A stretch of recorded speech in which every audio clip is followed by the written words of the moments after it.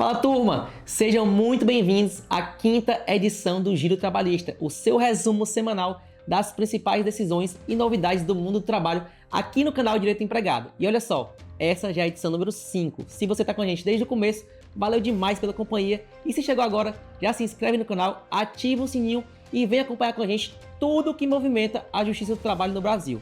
No episódio de hoje, tem caso de acidente de trabalho e computação, testemunha demitida e indenizada e até rescisão indireta por racismo e homofobia no ambiente profissional. Então, bora dar um giro?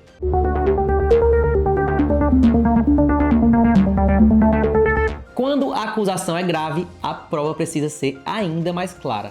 Uma técnica de enfermagem foi dispensada por justa causa, acusada de ter causado a morte de um paciente, mas o hospital não abriu sindicância, não notificou a polícia e aplicou a penalidade com base apenas no testemunho de uma única enfermeira. A profissional, que já trabalhava há 15 anos na instituição, negou qualquer responsabilidade e entrou com a ação na Justiça do Trabalho. O tribunal entendeu que a dispensa foi feita sem a apuração formal dos fatos, o que caracteriza abuso de autoridade por se tratar de administração pública. A falta de provas anulou a justa causa e a técnica foi reintegrada ao emprego. Além disso, o hospital foi condenado a pagar indenização por danos morais, já que a acusação atingiu diretamente a honra da trabalhadora. A decisão foi unânime. Se não houve greve, não há o que discutir na justiça. Uma empresa em São Paulo tentou acionar o judiciário para declarar abusiva uma greve anunciada por trabalhadores. O problema é que a paralisação sequer aconteceu. A ação foi ajuizada com base apenas em um estado de greve, ou seja, uma ameaça de paralisação.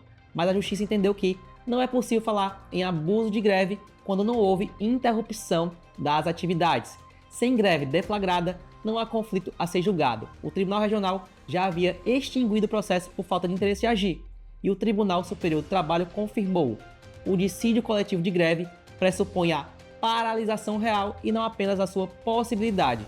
Segundo a decisão, não se pode acionar a Justiça do Trabalho para tentar barrar uma greve que sequer começou. Quando não existe sistema de ponto, a catraca pode ajudar. Um trabalhador entrou na justiça cobrando as horas extras e apresentou a sua própria estimativa de jornada. Sem os cartões de ponto, a empresa usou os registros de entrada e saída da catraca como prova e conseguiu convencer a justiça. O empregado alegava cumprir jornadas das 9 às 22 horas por quase 4 anos, mas os registros de acesso entre junho de 2014 e fevereiro de 2015 mostravam horários diferentes e intervalos longos, como almoços de até 2 horas. Mesmo sem os controles de ponto tradicionais, o tribunal considerou válido os dados da catraca para contestar a versão do empregado. Segundo o TST, quando o empregador não apresenta o cartão de ponto, a jornada alegada pelo trabalhador pode ser presumida como verdadeira, mas essa presunção não é absoluta. Ela pode ser revertida com outras provas. No caso, o tribunal entendeu que os registros eletrônicos foram suficientes para afastar a jornada informada na ação. A empresa, portanto, conseguiu se desincumbir do seu ônus e evitar o pagamento das horas extras. Agora vamos dar um giro pelos TRTs, os Tribunais Regionais de Trabalho ao redor desse Brasil. Em Minas Gerais, um supermercado foi condenado por submeter uma trabalhadora trans a situações discriminatórias, desrespeitando sua identidade de gênero e violando a sua dignidade. Contratada como repositora, a profissional exercia funções muito além do contrato, como assar pães, organizar mercadorias e descarregar caminhões com cargas pesadas, uma tarefa que, segundo testemunhas, só era atribuída a homens na empresa. A exceção era ela, a única mulher chamada para essa atividade, sempre em tom de deboche, risos e piadas. A justiça reconheceu a prática de transfobia. O tratamento recebido pela trabalhadora foi considerado ofensivo e humilhante, com impactos na sua honra e imagem pessoal. A decisão ressaltou que o direito ao respeito e à identidade de gênero é assegurado pela Constituição Federal. Por isso, além do reconhecimento do acúmulo de funções, o supermercado foi condenado ao pagamento de indenização por danos morais no valor de R$5 mil, conforme o pedido feito pela própria autora. Não cabe mais recurso e o processo já está na fase de execução. E para você que quer se aprofundar um pouco mais na área trabalhista, eu tenho uma super dica para você. O Direito do Trabalho 10X, que é um material 100% digital, que tem e-books, tabelas, modelos, questões, além de uma seção só de caixinhas de pergunta, onde eu respondo inúmeras perguntas, sempre com fundamento legal e material de apoio. Então tá aqui no primeiro link na descrição.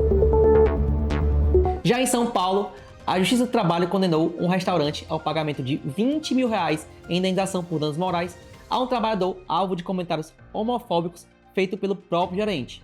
De acordo com o processo, o chefe imediato fazia piadas e perguntas de cunho sexual diante de outros colegas, sempre com o intuito de expor e constranger o empregado. Em sua defesa, a empresa negou conhecimento da conduta e afirmou cumprir normas de respeito e inclusão. Mas uma testemunha confirmou que presenciou comentários ofensivos em reuniões de trabalho. Para o tribunal, ficou evidente o comportamento abusivo e discriminatório do gestor. A relatora do caso classificou como inadmissível o uso de linguagem ofensiva ou brincadeiras de mau gosto, especialmente quando envolvem questões íntimas e expõem a dignidade do trabalhador. A decisão destacou ainda que o dano à imagem e honra do profissional ficou claro sem necessidade de comprovação adicional, o chamado dano moral in re ipsa.